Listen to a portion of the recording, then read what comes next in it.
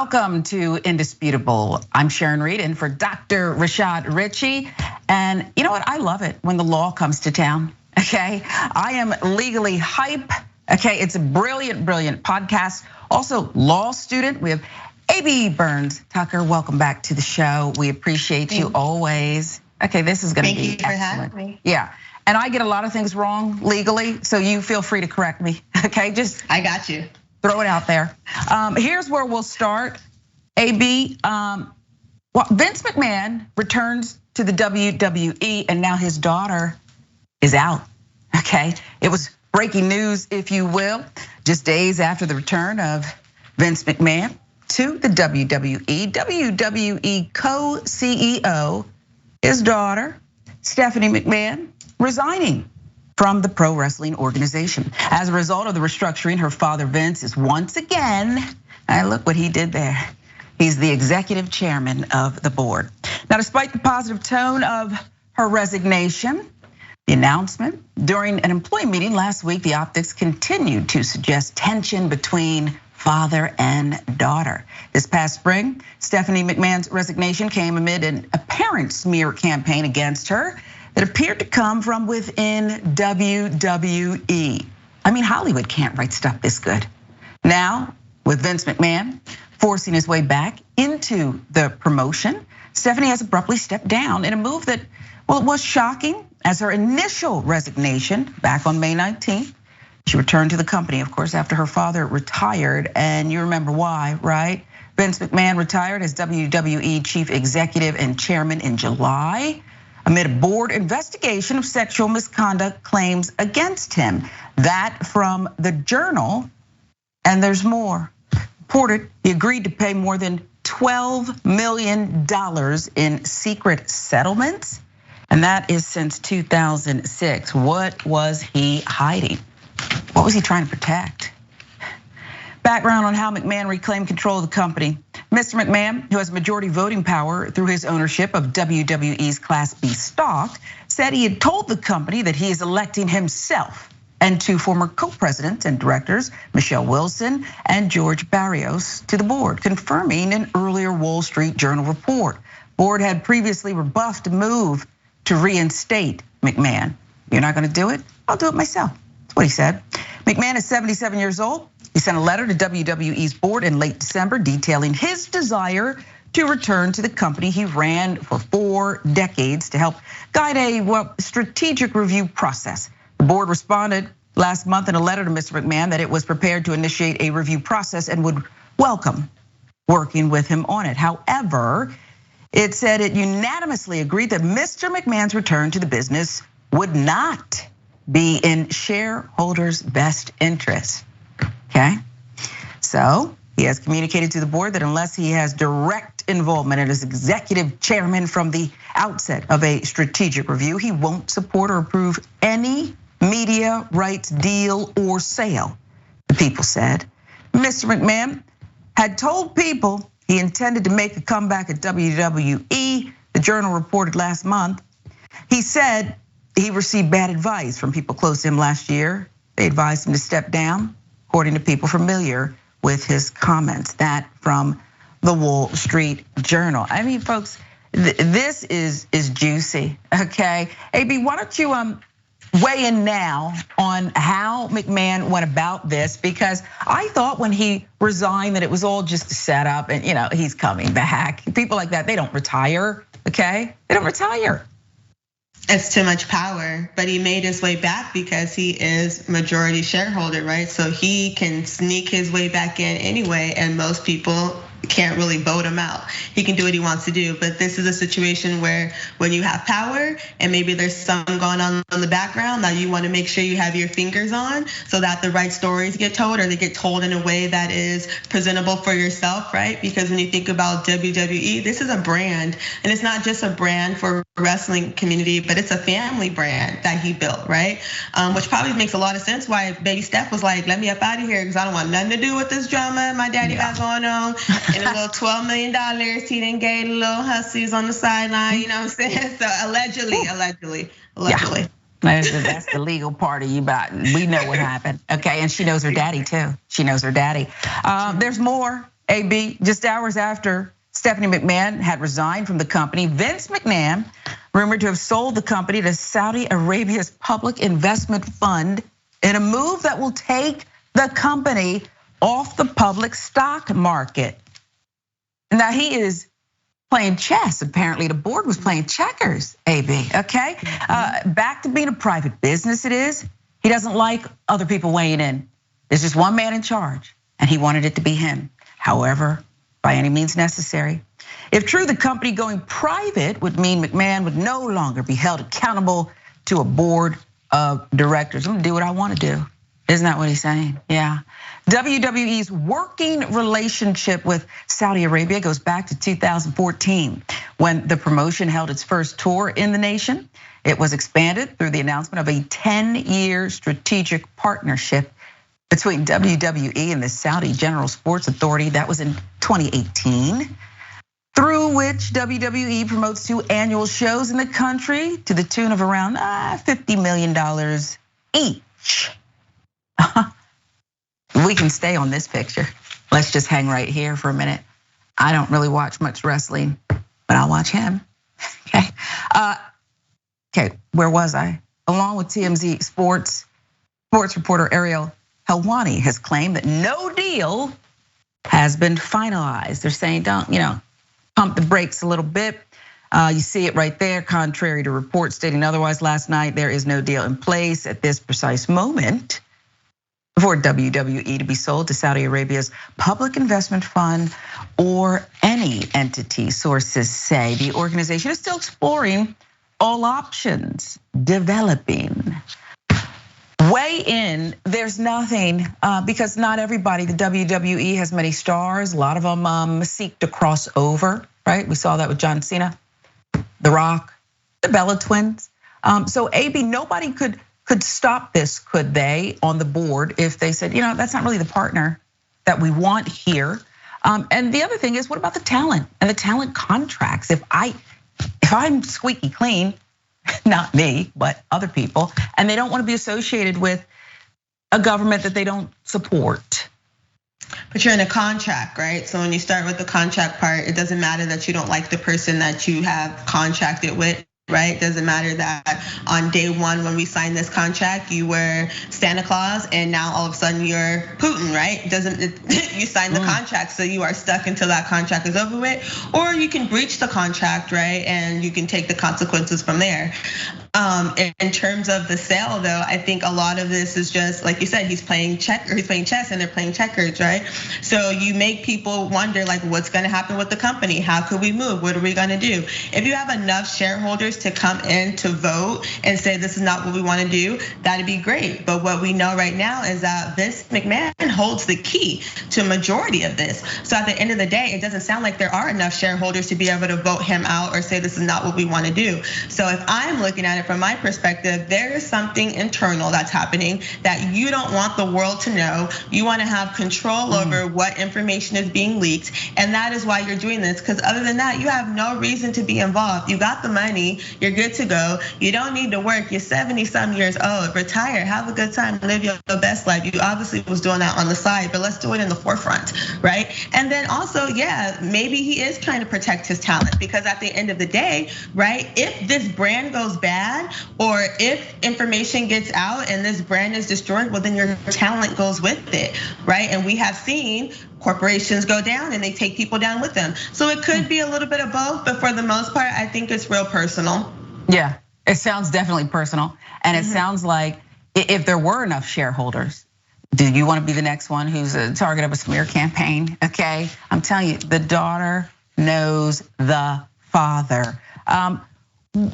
When it comes to guys like Vince McMahon, here's also what I meant, because you're right, he's got the money and perhaps he is protecting dark secrets.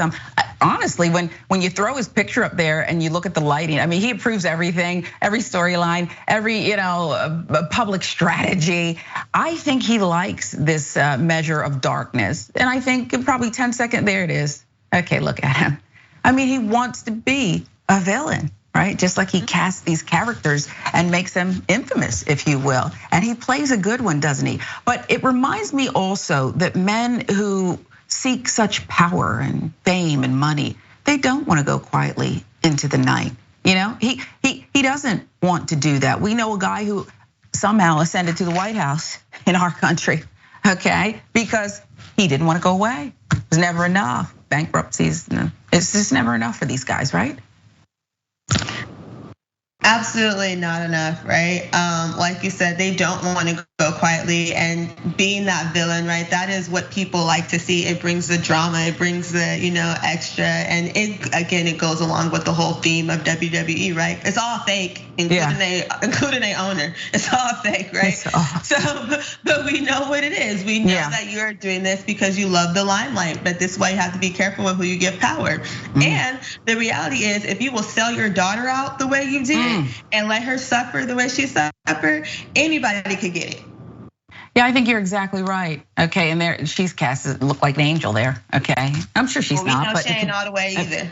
Thank you, but compared to her father. But when you said that perhaps he's hiding something, I get it. It's speculation. We won't know what's under the hood. Do you believe that it could be something that's not just embarrassing, illegal, perhaps? Absolutely, right? Because these type of people don't mind being embarrassed, right? Like embarrassment is nothing. That is something easy to clean up in the tabloids. It ain't nothing but to pay somebody to switch it into your favor, right? But when you start having illegal activity, right? When we start seeing bribes, when we start seeing money laundering, just for example, I'm not saying this what he did allegedly, right? But what I'm saying is when you have these types of things, when you have these type of things, right, in the background that maybe people weren't necessarily privy to, or that you have swept under the rug for so long, right? Because this was a family business for a long time. And so when you have things like that, I think you are more willing to be like, wait, let me get in front of this because my daughter's not gonna protect it, right? And I don't wanna be exposed, so yeah. It was very interesting, but I think you're onto something because if it was just embarrassment, it could just blame it on Meghan Markle like Camilla and them did, and be done with it. That's not what's happening here. It's a lot more, it's a shell game. It's very interesting, Saudi Arabia. Much more to come on that one, we'll continue to follow it.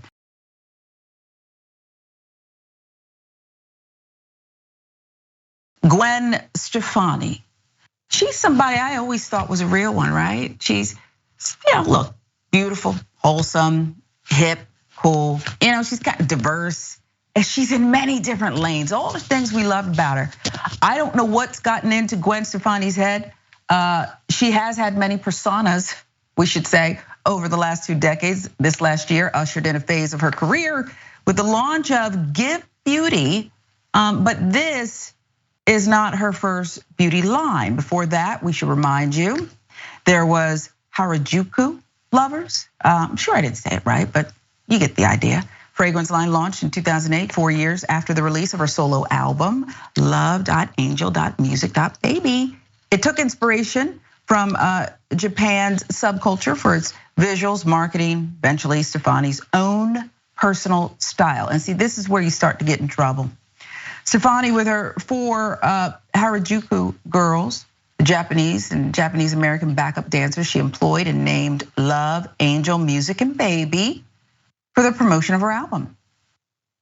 Jessa Marie Calor, senior editor of Allure and Filipino American, wrote the recent Allure piece revisiting this period in Stefani's career. And see, it's always when they take that look back that you have to be careful, AB. Calidor offers an opportunity, right? She kind of just tease it up very gently. All you have to do is grab the chance, just dial it back.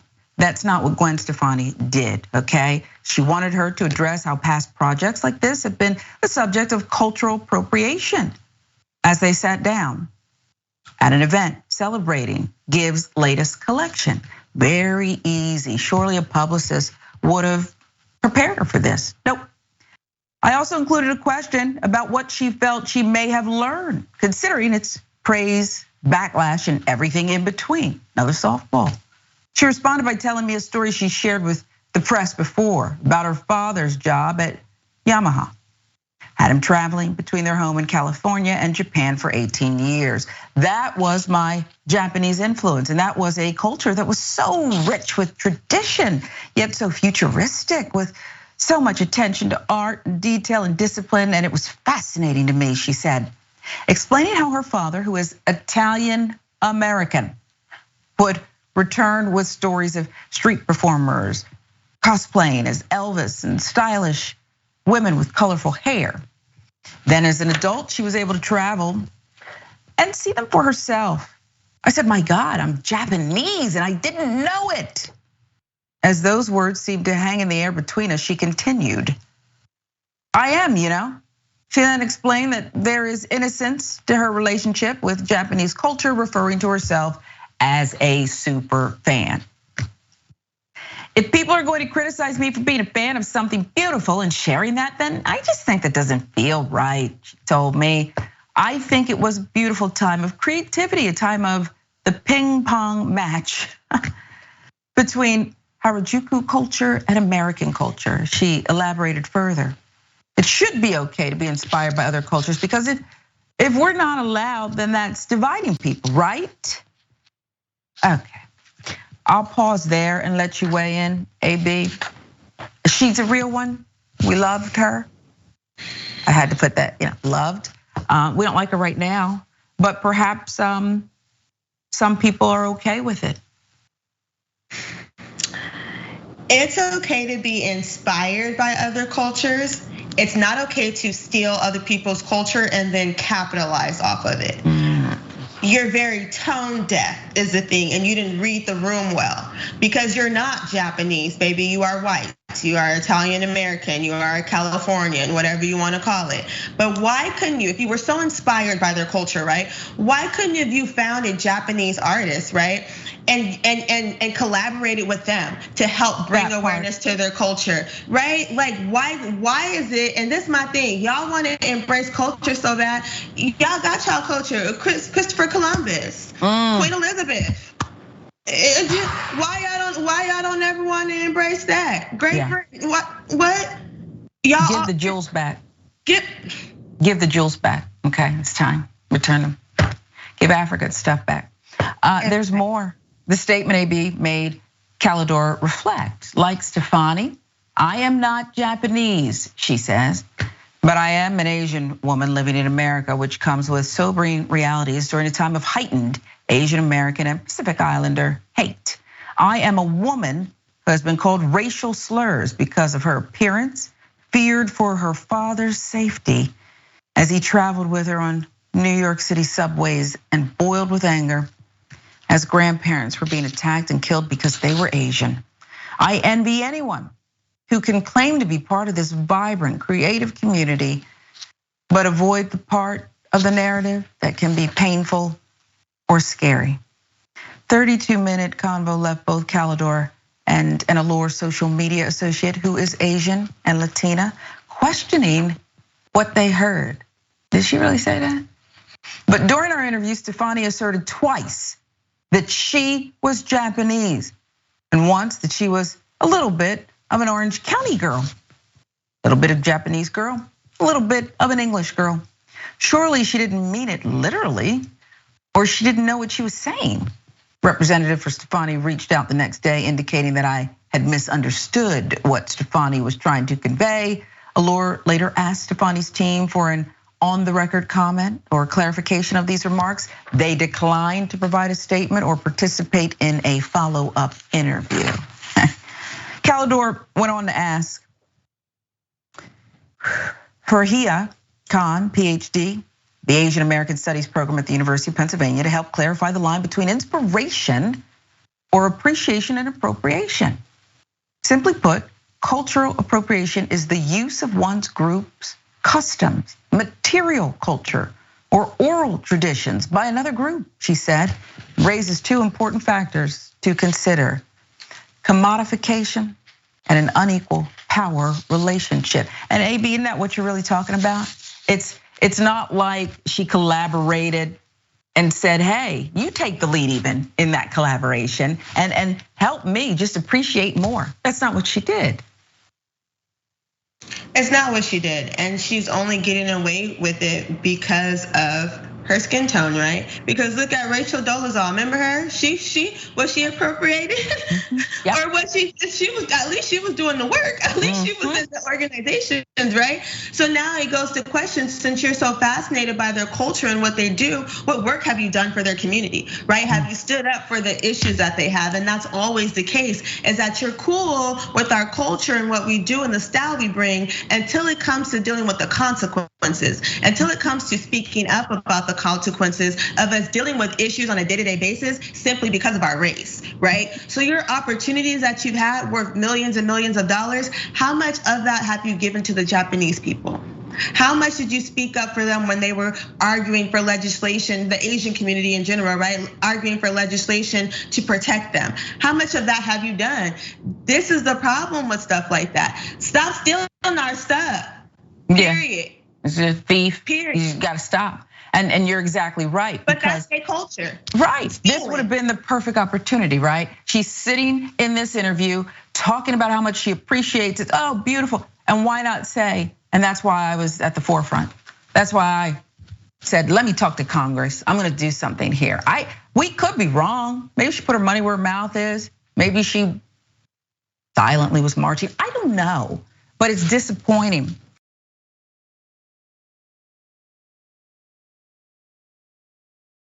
There's more. In terms of commodification, Stefani has certainly made a lot of money tapping into other cultures for inspiration. Beyond her music, as of 2019, Stefani's brands have brought in more than 1 billion in retail sales. Brands that include Lamb, Harajuku Lovers, and Harajuku Mini. Unequal power relationship between the person with the power, often a white person. We're talking about white people. That's what's going on here, okay? And we just have to be plain, speak plainly about it. And the group they claim to be part of can create negative repercussions for the latter, no matter the intentions of the former. While I think lack of awareness is a valid reason, I don't think it's a valid excuse, says Angela Wen, therapist at the Yellow Chair Collective, a psychotherapist group with an emphasis on serving the Asian American community. A white person doesn't have to face the racism, prejudices, discrimination that a Japanese, Mexican, or El Salvadorian person would have to face. They can put on those bits of culture sort of like a costume. And that's the offensive part, isn't it, AB? She's playing a part, she's wearing a costume instead of something that's deep within and part of one's culture. Now we had blackface, and this is giving real yellow face. Where have you been? AB, where have you been? You've been studying, you've had your head down, you've been studying. We need you back. We needed you here, okay? Because you make, the therapist is lovely, the professor, wonderful, but we have you. I'll read the rest of it, okay? Professor Wen says they can put on those bits of culture sort of like a costume, and that can lead to a diluted perception of the minority group. Wen explains when it comes to the AAPI community, she says it can affect first how AAPI people are perceived, and second, how people perceive themselves. How people perceive themselves. I'll give you the last word. I think that's absolutely true, right? And I say that because a lot of cultures, right, of color were not invited in these spaces, in particular in the media, right, in the forefront.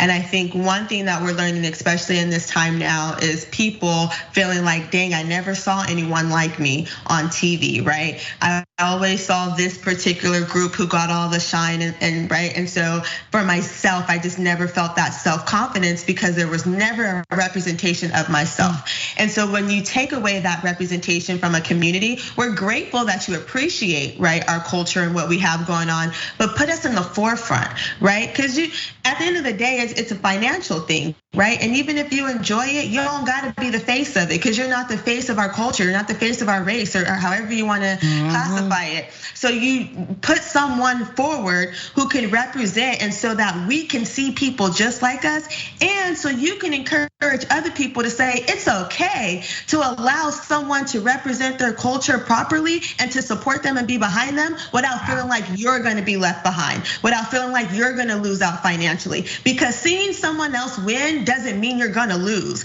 And watching somebody else lose doesn't mean you're gonna win, right? But encourage your people to support other people the way you appreciate our culture, appreciate us, right? Yeah. As people and as individuals, and understand that we have children behind us that's gonna grow up as well that need to see that representation. We don't always need to see your face. Yeah, we've seen enough Orange County, okay? Or we've been inspired by Orange County enough. I couldn't have said it better, and that's the other thing. You have a bunch of other Orange County little girls who are gonna think this is okay. It's not okay. Go ahead and apologize. Apologize. That's all you have to do. Say you're sorry and move on. It's just gonna come back to haunt you. Much more to come. AB Burns Tucker, host of I Am Legally Hype. We love you. We just love you. Much more Indisputable when we come right back.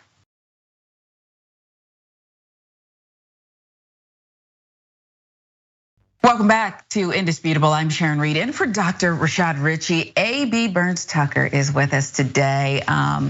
You're so beautiful, you're so smart, and then like you get in there. I mean, you'll be a trial attorney. I think you got to be a trial attorney because you got to argue in front of a jury. It's not going to be fair to the other side. Host of I Am Legally Hype, law student, extraordinary woman. Let's see what the viewers have to say. AB, TYT members, Gwen Stefani insisting that she's Japanese in that new interview, not backing down. Eileen Woke Mind Virus Dragon says, take some advice, Gwen, don't speak. That's great advice. It's great advice. And we were talking in the break, don't you think somebody on a team would say, Gwen, pump the brakes. Let's go ahead and clean this up. They're giving us another opportunity. No, standing by it, okay? Let's see, Phoenix canceled. The thing that non-POC people of color don't understand is that they'll never have to experience what it's like to experience discrimination and hatred due to the color of the skin that they were born with. And it's that part, okay? You're not getting it because it's not your life. But I get frustrated, AB, with that explanation. I know more than I've ever asked to know about white people and what it is to be white in America, things that white people enjoy, the differences perhaps sometimes with hair and protocols, just everything, because it's your world, I'm just living in it. And I don't think it's too much to ask or expect that they know a little something. I don't need to be this or that to put myself in another's shoes and say, oh, wow. I mean, how come that's always the excuse? Because they don't subscribe to humanity, right? Their culture has always been to separate human beings and to make a particular set of human beings feel inferior to them. And that is embedded in their DNA at this point. And so as we are working now to correct that, we're realizing how much work it takes. And what we are learning is that they don't even know why they are how they are. So now not only are we having to teach them to respect our own, now we've got to teach them about them too, because they didn't even know. Yeah, I think you put it beautifully. A couple more comments for you. Bernie, the Kiwi Dragon. Okay, heavy Japanese influence, but that doesn't make you Japanese, Gwen. I mean, it actually sounds silly. You sound silly, okay, with this nonsense. Vince McMahon, unretiring. This is more than a boss move, okay? Who knows what's gonna happen? Saudi Arabia, a reported deal, it's being denied so far. Javier Ellis, and there it is. The chaos has finally begun as soon as he returned. And one more, YouTube, Robin, AB and Sharon, yay. 2 queens on the same stage. I love sharing the stage with you, AB. And this is, everybody knows this next part of the show, it is just, it's a case study, if you will. I love to watch them, and I can't wait for you to react to this one. I wish a Karen would. You want to call the police on them for having a barbecue on a Sunday? I feel free! Back off! I'm going to tell them there's an African-American man threatening my life. Sir, what do you say? I'm on a video. Do you want me to call the police? Video. Yeah. Call the police. See something. Call bitch. Why was like my own country? Chinese. Yeah. So get out, bitch. Keep walking. Make me walk. Keep walking. Let's go.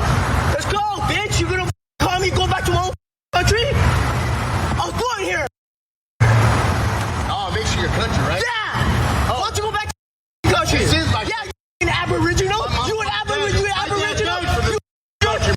Hey, man, we're trying to. Over here. What are we doing here? What are we doing here? I don't know what you doing here. Yeah, what you talking all this? You own this place? Yeah, it's my country. Yeah, yours. Where the your shit property? You crazy? What the? Who? You guys. Yeah, call my whole. No, I gotta call Yeah, call my friend. I'm a stupid Asian. Yeah, you fuck out of you. Yeah, I'm a Yeah, you are racist. I protected my country. Hey, we are motherfucker. living. We're the country, man. Idiot. Kevin, get the. Kevin. I'll put you where you belong. Retreat, okay? Got a big mouth, racist, disgusting male Karen there, retreat.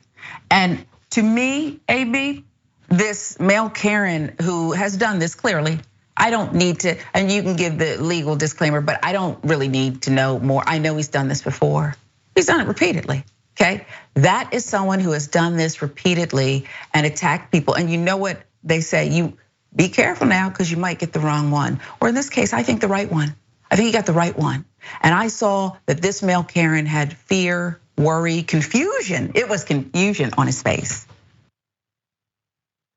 Cause he thought he was messing with a softie, but anytime somebody put their chest out and hit you with one of these, oh, they from here, and they would everything you with. So don't play yourself. But it's the audacity for me. See, he didn't think, oh boy, was gonna try him like that. I don't advocate for violence. I really don't.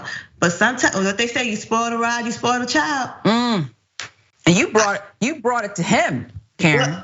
Okay. You and you should have been ready for the smoke, because that's what he was ready for. Period. About to get real hot up in there. I just think it's this happened in El Monte, California, and the part where the male Karen says, I fought for you. What are you talking about? I fought for this country, so that gives you the right to stereotype someone. He stereotyped them not just based on race, but he stereotyped them and said, you know what? These are people who are not going to fight back, and I can push them around. And as you alluded to in our last segment, these are people who you think you're superior to, and that therefore their feelings, they're not human. They don't matter. I think we have to be specific when people say they fought for this country, because anyone who was really like in the military and actually fought for this country will tell you that then when they're on the battlefield, they don't care what color, what race, what gender, what you used to be, what you are today, what you could have been. They don't care. All they know is that we are on one accord so that we can survive and do what we need to do. So we need to be real specific. Like, well, you fought for this country how? Like, was you at January 6th fought for this country? Or were you actually in the military and did, was in the service and did what you needed to do? And then if this is what is being produced from people that fought for this country, to stop fighting for us, because we're clearly not on the same accord.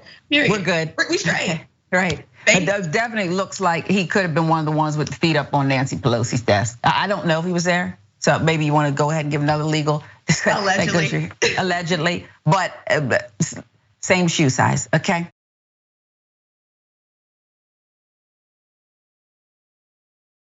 And then there's this update. This is one of the most vile, disgusting acts. There's many of them that we have to unfortunately bring to light on this program, Indisputable. This part, okay? We now know more. The man who sprayed a homeless woman has no remorse because he's superior and she's not human. Okay, so let's revisit it just so you can get the stank that we had to see yesterday.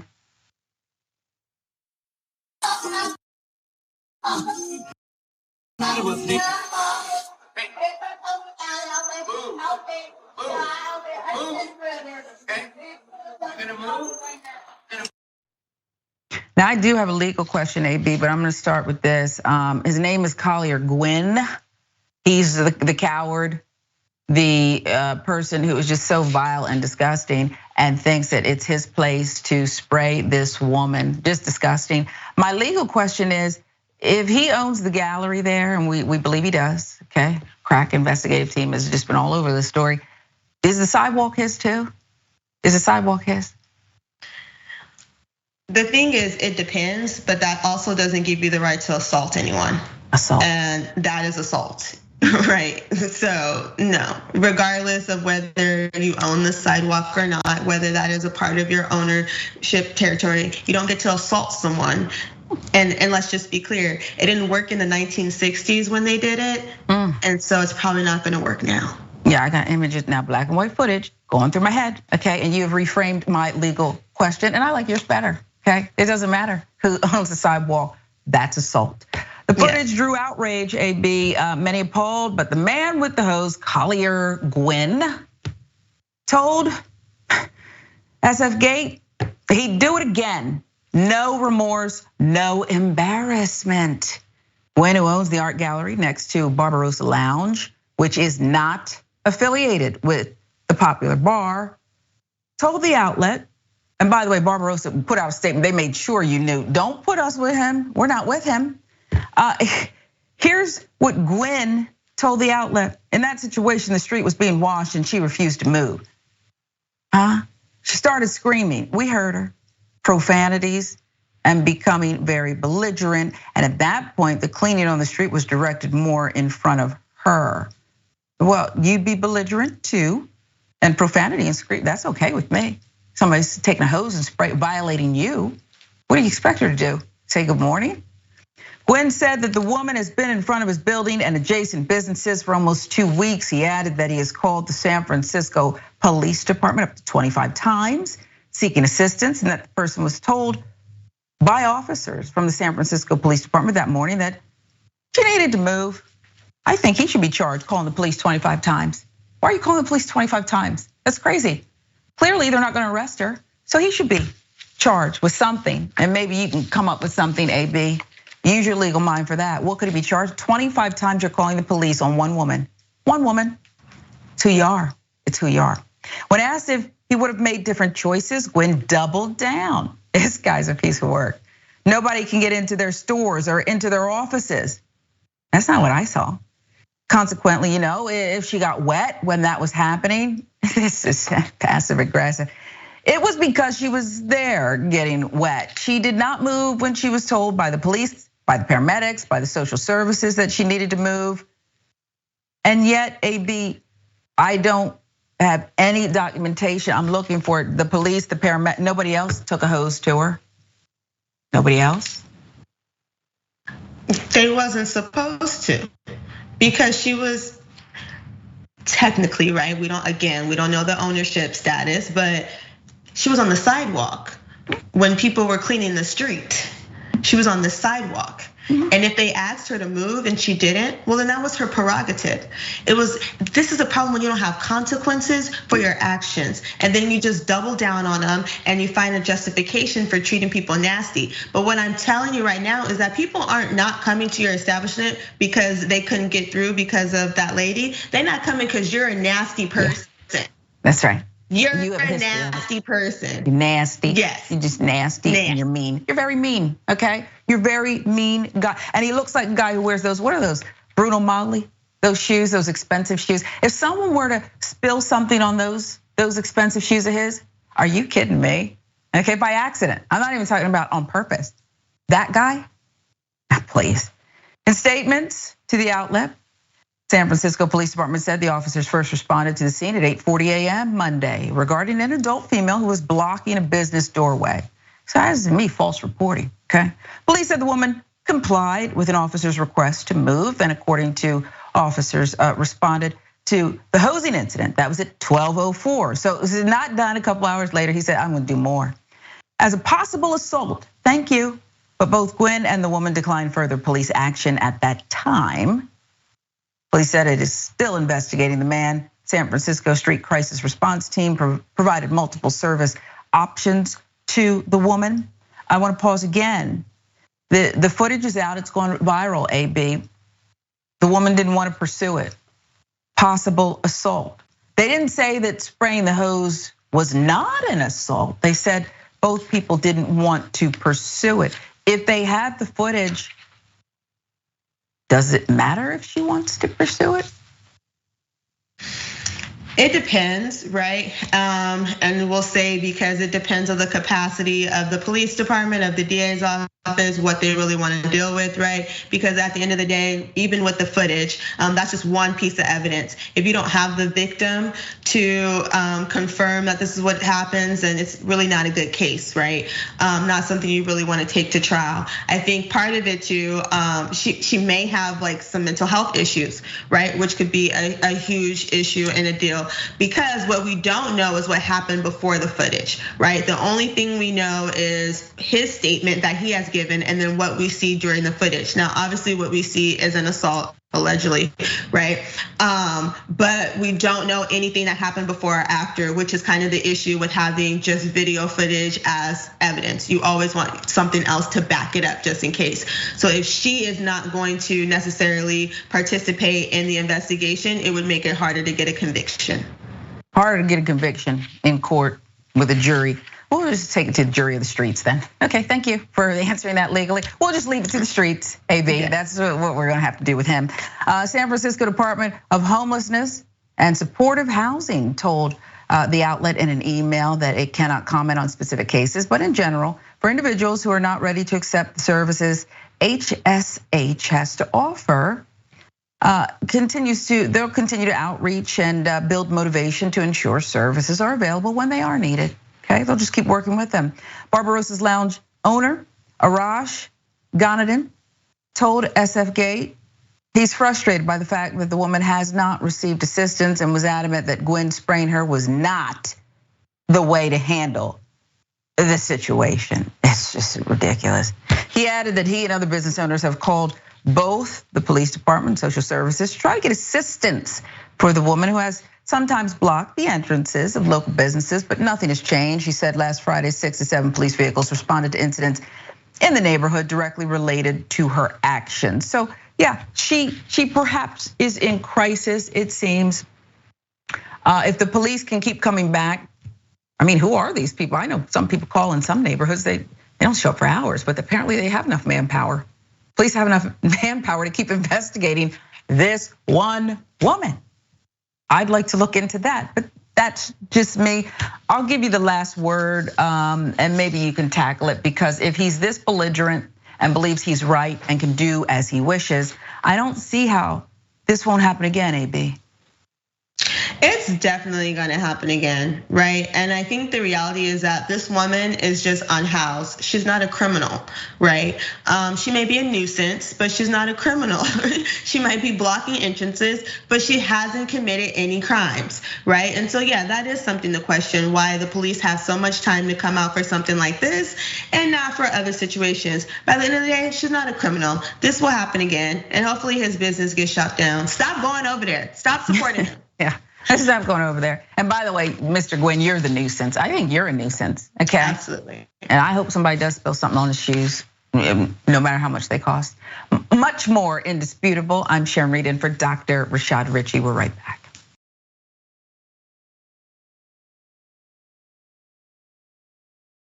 Welcome back to Indisputable. I am Sharon Reed in for Dr. Rashad Richey, our wonderful co-host, our legal mind today, if you will, AB Burns Tucker.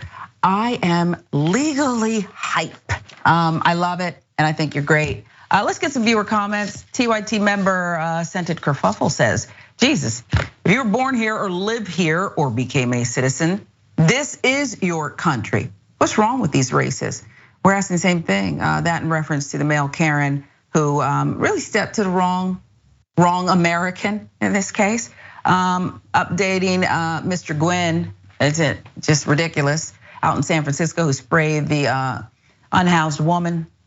No remorse. Mickey C, silver-haired dragon, says that disgusting little man stood there looking in her face the entire time. How could he look at her, not only see a human being, but one who is in need? It's just outrageous. Let's see, let's give you one more. See, Michael Henson, thank you for your contributions. I love it when these male Karens get their smoke that they claim to be looking for. This was a true example of I wish a Karen would, okay? And that's what happens sometimes. It's what happens. And I've seen it runs AB across the spectrum. Okay, I've seen middle-aged men.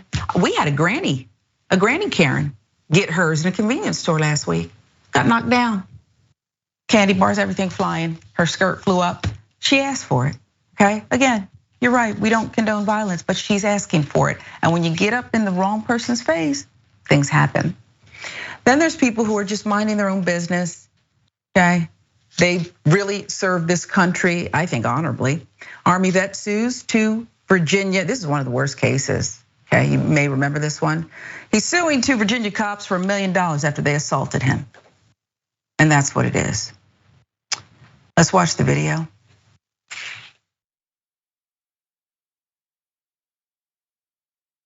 Keep your hands outside the window. Get out of the car now. Get out of the car! Now. Get out of the car now. Serving this country in this town, cheater. Yo, well, guess what? I'm a veteran too. I learned to obey. Get out of the car. What's going on? Get out of the car now. What's going on? What's going on is you're fixing to ride the lightning, son. I'm sorry. Get out of the car now. Get out of the car now. Get out of the car. Sir, just get out the car. Work with us and we'll talk to you. Get out the car. You received an order. Obey it. I'm honestly afraid to get out. Can I? Yeah, you should be. Get out. What's Get out. on? Get out the car. Get out I now. have not committed any crimes. You're being stopped for a traffic violation. You're not cooperating at this point right now. You're under arrest For a traffic- you're being detained, okay? You're being detained for obstruction of justice. Traffic violation. I do not have to get out the vehicle. You haven't even told Really? me why I'm being stopped. Really? Get Out of the car now. Get out of the car. your hands off me. Get out of the car. Get your hands off me. You know what? Get your hands off me. Not a Get your problem. hands off me. Back up, Daniel. I'm actively serving this country, and this is how you're gonna treat me. Back up, Daniel. I didn't do anything. Back up. Whoa, hold on. Daniel. What's going? Hold on. Watch it.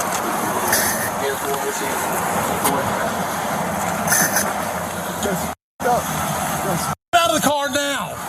Sir, just get out of the car. I'm trying to breathe. Get out of the car and get on the ground now. You're gonna get it again. I don't even want to reach my seatbelt. Take your seatbelt off and get out of the car. So difficult to watch that. It's just so difficult to watch that. And it's so classic of what we've seen too often in this country. He's actually in uniform. He's actually speaking like a human being instead of having some kind of freak out meltdown and wanting to reach for every little goodie, every little thing in the goodie bag, his police pepper spray and everything else. Aren't you supposed to de-escalate? I guess couldn't see his hands. Oh, that's right. They were outside of the driver's side window. And he's saying, I don't know what's going on. Is it a traffic violation? Why are you talking to me this way? Why are you doing this? But there's more. They finally got him out of the car. And still, there they go again. You're gonna do what you're told. Get out of the car. Take your seatbelt off and get out of the car. Take your seatbelt off. Look, my hands are out. Take your seatbelt off and get out of the car. My hands are out. Don't reach in there, Daniel. Don't reach in there. My hands are out. Please, this is really messed up. My dog is in the back. My dog is choking right Get now. out of the car. You made this way more difficult than it had to be. You just complied. I'm reaching for my seatbelt. Fine. Take your seatbelt off and get out of the car. Straight onto the ground. Straight onto the ground. Get on the ground. Please talk to Get me on the about ground what's going now. on. Get on the ground and you're getting sprayed again. Get on the ground. Can you please talk to me about what's Get on the going ground. Get on the ground now. Can you please talk to me about what's going on? Can you please talk to me about what's going on? You're not. Why am I being treated like this? Because you're Why? not cooperating. Get on the ground. Why am I being treated like this? This is really messed up. This is really messed up. Sir, well, just Being treated like that, you're being treated that way, Lieutenant Karan Nazario, because you're black. Just because you're black. We gotta stop messing around here and stop mincing words. You're being treated like that, Lieutenant, US Army, because you're black and a fool in a badge who back in high school, the captain of the football team stole his girlfriend, wants to have control over you. I guarantee you it's either that story or something similar. It is disgusting. Lieutenant Coron Nazario pepper sprayed, you saw it, struck, handcuffed by Windsor, Virginia police. Don't you feel safe, Windsor? I bet you feel real safe if you live in Windsor. Ooh, real safe, real clean. Never arrested though during that 2020 traffic stop. Went viral after he filed a lawsuit last year that is now finally being heard. And let me just pause there, AP, because if it required all that and you're discharging pepper spray and I think assaulting the US Army lieutenant, but you don't arrest them, isn't that very telling? Absolutely telling. There's a lot of issues with this stop. So first of all, this is supposed to be a traffic stop. Officers are supposed to let you know why you're being stopped and what the issue is. That never occurred. Then we can tell that this officer didn't know what he was doing because he was like, "You're under arrest." No, he not. Oh, you're being detained. You're being detained because at this point now you have to read him his Miranda rights, and you have not Mirandized him. So that's a whole nother issue that we're getting into. But there's just so many issues with this traffic stop that it should have never warranted this man being pepper sprayed or violated in this manner. He should have asked for more than $1 million. They ain't got it, but he should have asked for more. Yeah, that's just chump change. Based on what I saw there, okay, you're lucky I'm not on that jury, okay? Windsor does not have that, but they don't have enough money, you're right. They don't have the money.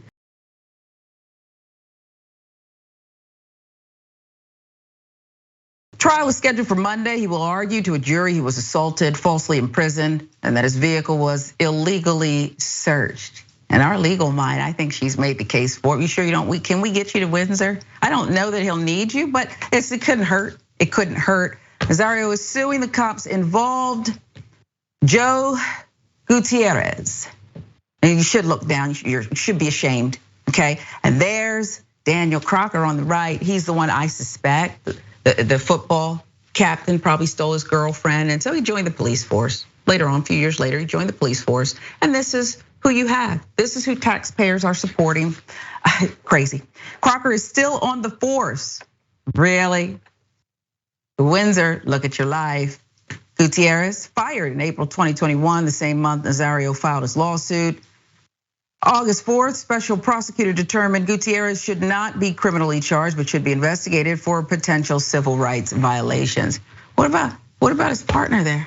And then there's the one shy officer, I'll call him. Don't reach in there. Don't reach in there. You know, it's just crazy. The whole thing's crazy. Since the traffic stop, Nazario has developed anxiety, depression, PTSD. Sometimes you get these cases, people throw in everything but the kitchen sink. If you don't think this man is suffering from all that, really? According to the lawsuit, that's what he has. He's been unable to leave his home at times due to hypervigilance regarding the potential for harassment by law enforcement. Guess what, Lieutenant, it's real. Court filings have that. A psychologist found that Nazario, who is Black and Latino, suffers from race-based trauma associated with violent police encounters, which can exacerbate injuries in ways that do not commonly affect the white populations. You're talking about somebody who's perhaps been in combat, but it's back home, just driving with his dog, and now he has PTSD. That's where he was diagnosed with it. Officers involved not only assaulted Mr. Nazario, but pointed their weapons directly at him, and at some point during the encounter threatened to kill him. Suit alleges. Mr. Nazario recalls he thought he was going to die that evening. I thought we were going to see that too. Thank God he's alive. Thank God he lived to sue, because I thought he was done. Okay, you cause that amount of chaos and drama and violence, I thought he was gone.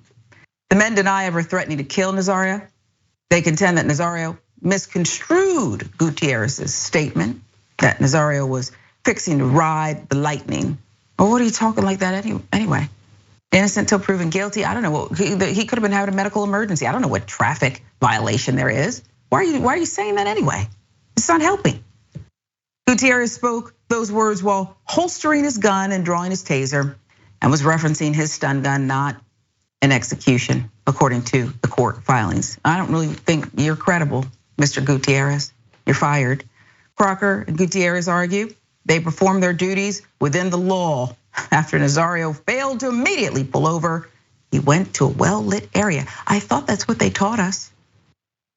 Refused to exit his vehicle. Plus, a federal judge already found they had probable cause to stop Nazario for an improperly displayed license plate and to charge him with eluding police as well as obstruction of justice, failure to obey. AB, I'm gonna pause for a second because when I read that about the judge, it feels like, it seems like, it is perhaps like that the system's not for us too often. It's not built for us. Why do you think a black person would go to a well-lit area? The way Trump keep eluding prosecution is not for us, right? We know that. The way our prisons are filled with more black men in a little bit, it's not for us, right? The way that majority of the judges that you see and lawyers that you see are not African American, 2% of lawyers are African American? The system is not for us. It wasn't built for us. We didn't write it, we didn't help create it, and they refuse to give us more opportunities to try to fix it so that it is more inclusive. So that's what it is. Then we're talking about a federal judge. Well, it depends on when this federal judge got their position because we know Trump took over the federal judge appointments when it was his turn. So you can start there. And I think federal judges look at these type of issues a lot differently than a state judge would, right? At the same time. Then you have to be careful because some of these federal judges don't even have the type of background that they need to be making decisions on these type of cases. Only the best people, okay. So that's a whole nother thing within itself. But that's not what I saw in this video. I didn't see obstructing justice. I seen that man made sure that he was in a safe space. You go to a well-lit place, right? Because you don't know who these people are. How many times have we seen cases of people pretending to be police officers, right? And then you end up in a situation. He went to a well-lit place. You have 2 white men, right? With guns and yelling and screaming at you. This man never posed a danger. He followed directions once he pulled over. He was in a parking lot, a parking structure. He is asking questions. What did I do? Which is what you're supposed to explain. Y'all got mad because this person didn't let you trap him. That's what happened. Y'all got mad because he had common sense and he protected himself as a black man, and y'all didn't feel like he had the right to do that, but he did, and this is why one of y'all gone now. And like I said, I hope he win his lawsuit because everything about this encounter seemed out of pocket to me, and y'all did not follow y'all training structure at all because it's a traffic stop. All of this happened. No one should ever get pepper sprayed or assaulted because you can't see their license plate. And the lawsuit is a positive step forward, although they're trying him every step of the way. Because what else is going on in Windsor? How many other black and brown people are being attacked by the state, the jurisdiction? Besides Nazario's lawsuit, fallout from the traffic stop includes a lawsuit brought by the state attorney general, alleging Windsor discriminated against black Americans. I know you're not supposed to prejudge a case, but I say yes, okay, I say yes. US District Judge Roderick C. Young also narrowed the scope of Nazario's lawsuit.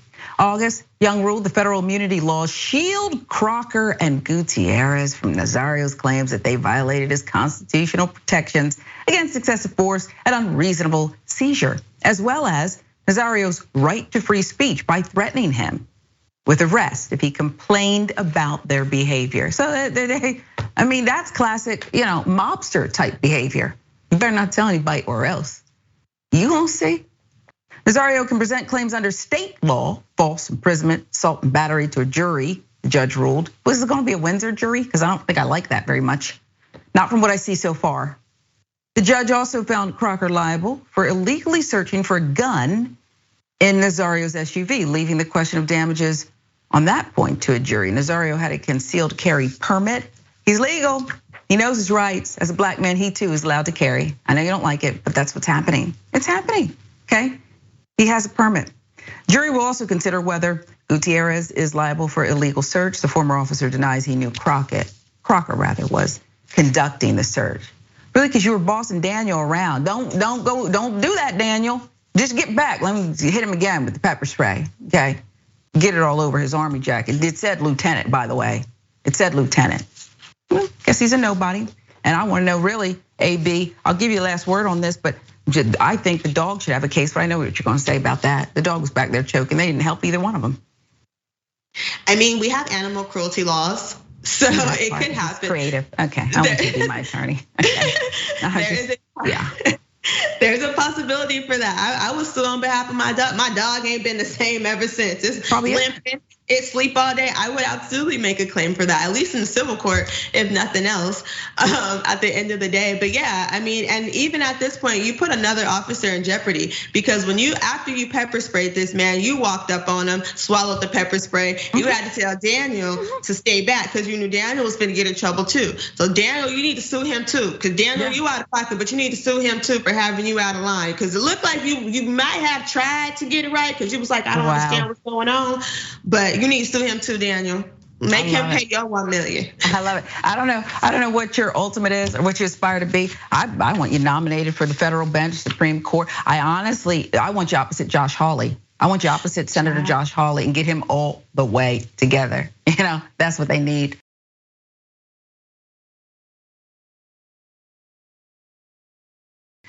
There's still more heartbreak and disgustingness. Denver. This is what people need to understand. It's the taxpayers' money, okay? No one's getting damaged here. The city, police department, whatever. Denver, though, is paying a couple $325,000 because they were shot by police with pepper balls. Here's what happened in 2020 during a George Floyd protest in Denver. An innocent couple. I think most of the protesters are innocent too, okay? But this couple had nothing to do with anything, either side. They just happened to be in the area. Driving by, Denver police shot at the car with pepper balls. Now the city is paying up. Watch. You shot a car with a pregnant woman in it. With tear gas. Ain't going nowhere. Bitches. Shoot it again. Shoot it again.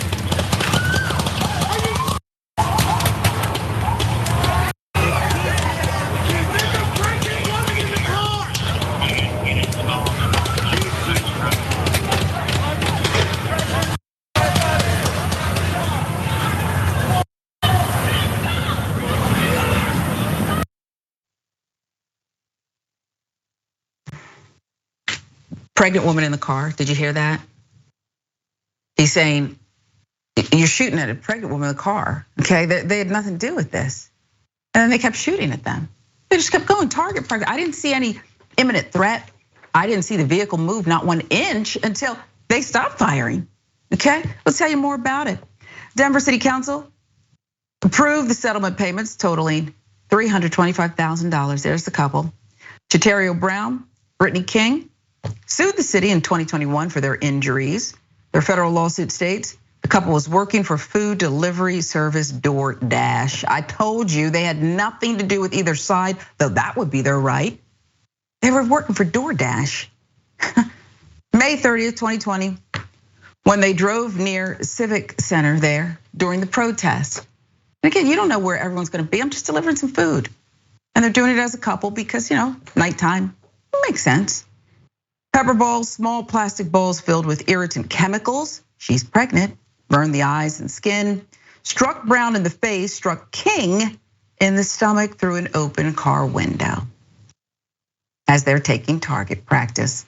Video shows that there were no large groups of protesters nearby. Brown suffered lacerations, bruising.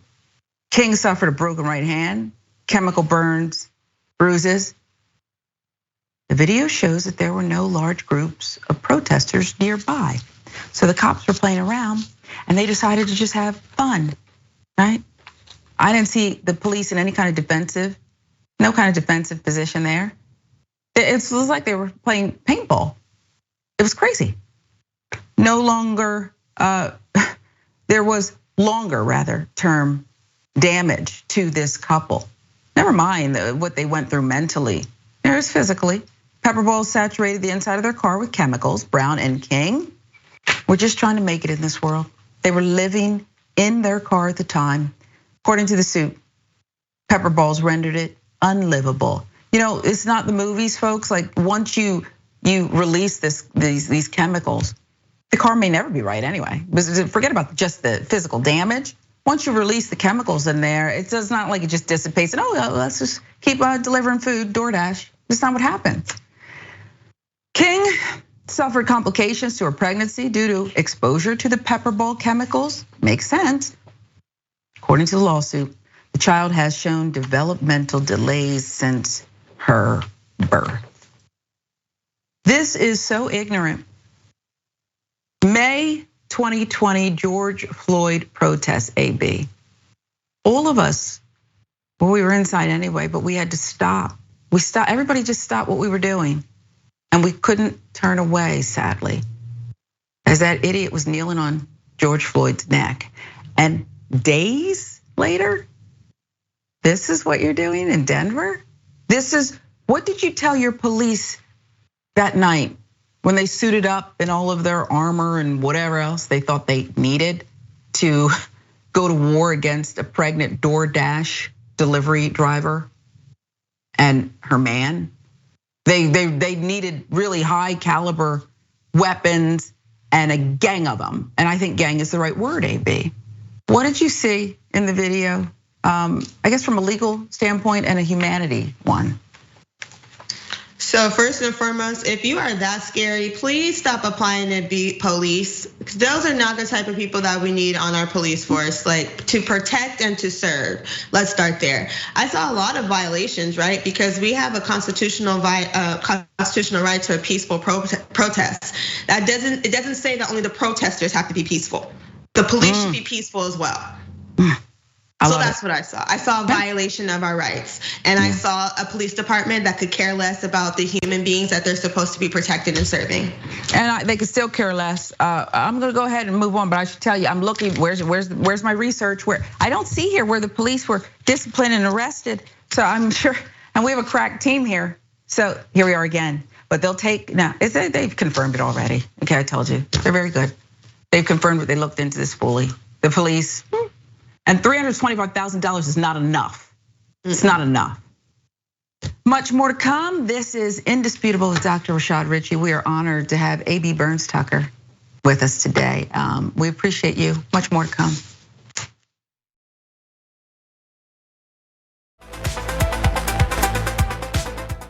Welcome back to Indisputable with Dr. Rashad Richey. I'm Sharon Reed, filling in for the good doctor today. Let's get you some viewer comments. YouTube, Winston Sayer.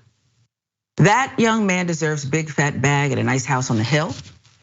Thomas Valor, we appreciate your contribution. And you know what, I think you're right. I'm reading Thomas's comment here, and I don't mind being wrong or corrected. I think he's right.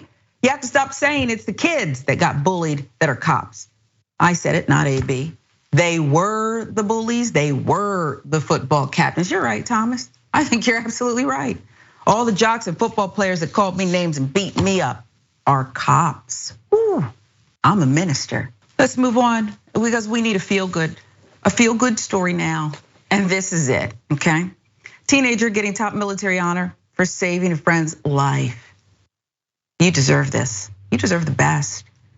After saving the life of his friend who was shot while attending a birthday party, Philadelphia teenager Kahim Bailey Taylor has been honored with one of the highest and rarest achievements a student can receive.